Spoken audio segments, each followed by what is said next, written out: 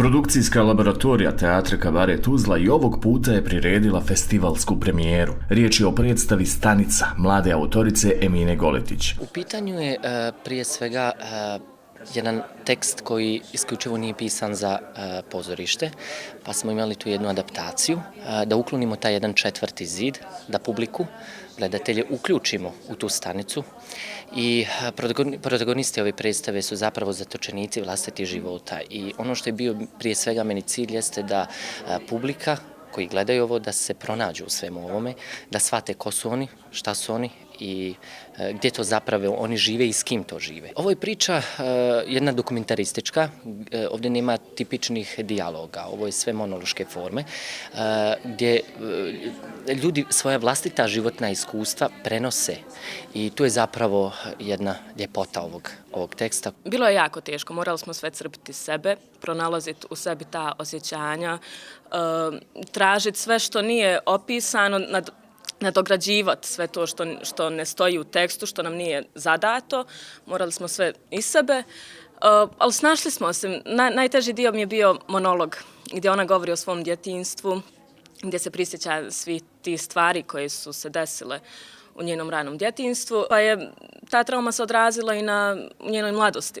Ova predstava ne nudi rješenja. Ona postavlja pitanja svima nama. Koliko smo iskreni prema sebi i drugima, šta je cilj i šta želimo. Likovi su tipizirani, stereotipni i nalaze se u svima. Ne znaju da imaju priliku za drugu šansu, niti je vide. Zauvijek su zarobljeni na stanici. On u biti pati od toga što su njegovi roditelji homoseksualci bili. Mislim, umrli su u međuvremenu, ali on od toga i dalje pati jer je odrastao, svi su ga šikanirali i on je odlučio da on želi biti taj muškarčina, taj mačo tip koji ima sve žene, a u biti na kraju saznajemo da on to nije ni blizu toga, da nikad nije ni bio sa nekom ženom. Ja se nadam da je i publika to nekako pročitala i to je nekako i najvažnije. Ja mislim da iz ovog komada možemo svi nekako da se podsjetimo koliko je važno da svaki dio i sloj svoga bića, svako od nas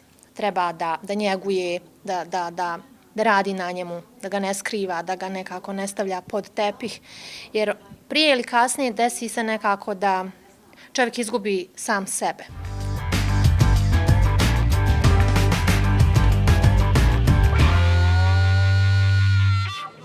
Ovo je drama koju sam namjerno došao gledati još jednom, zato što uvijek mislite da ste nešto propustili. Da, propustili ste, ali i 10. put ima još da se vidi.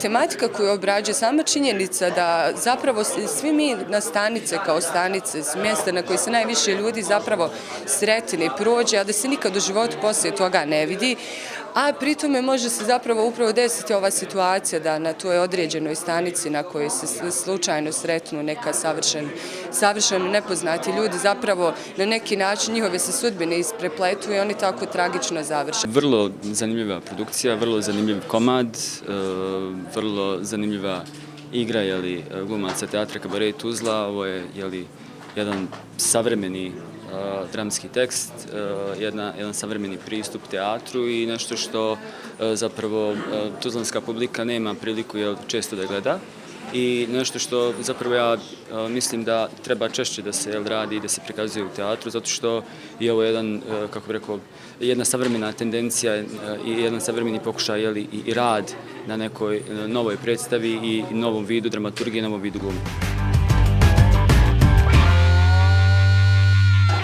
Drama je sastavljena od nekoliko monoloških partitura koje nemaju svoje neko dramsko sjecište, imaju samo svoj hronotop, mjesto gdje se sve zbiva i kroz koje se protkriva vrijeme kao neumitnost.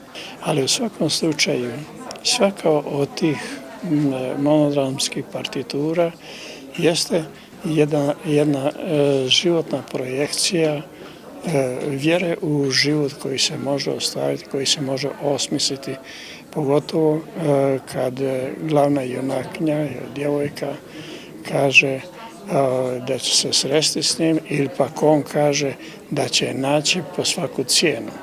Subota 29. marta je rezervisana za predstavu Otelo Williama Šekspira u produkciji Mostarskog teatra mladih 1974.